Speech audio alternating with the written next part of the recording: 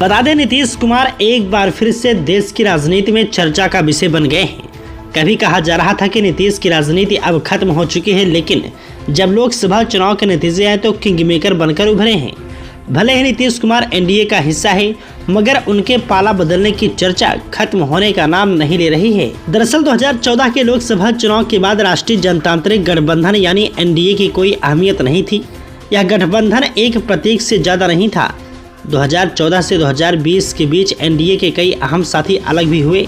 इनमें 2020 में शिरोमणि अकाली दल और 2019 में अविभाजित शिवसेना एनडीए से अलग हो गए थे। लेकिन मोदी के तीसरे कार्यकाल में एनडीए अचानक से प्रासंगिक हो गया है।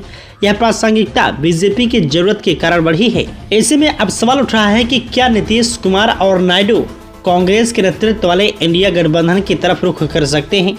सरकार बनाने के लिए 272 सीटें चाहिए, लेकिन बीजेपी को 240 सीटें ही मिली हैं। बीजेपी के लिए नायडू और नीतीश अहम हैं। टीडीपी को 16 और जदयू को 12 सीटें मिली हैं और दोनों मिलकर नई सरकार में 28 सीटों का योगदान करेंगे।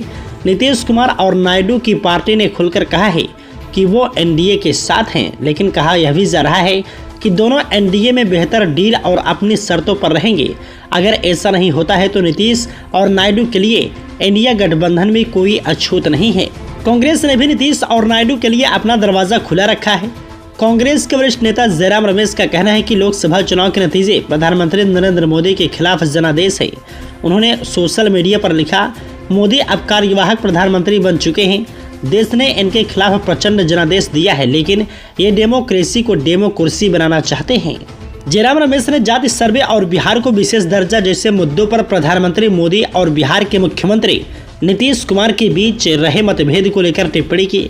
उन्होंने एनडीटीवी का एक ट्वीट रिपोस्ट करते हुए लिखा, क्या नरेंद्र मोदी इस बयान पर कायम रहेंगे कि जाति जनगणना देश को जात के नाम पर बांटने की राजनीति है। मीडिया में खबरें हैं कि चुनाव के नतीजे आने के बाद किंग मेकर की स्थिति में पहुंच चुके नीतीश कुमार ने देश में जाति जनगणना कराने और बिहार को विशेष दर्जा दिलाने की मांग की है। एक टेलीविजन चैनल से बात करते हुए जदयू नेता केसी त्यागी ने कहा है कि हम चाहते हैं कि अगली सरकार बिहार को विशेष दर्जा दे और देश में जाति जनगणना करवाएं।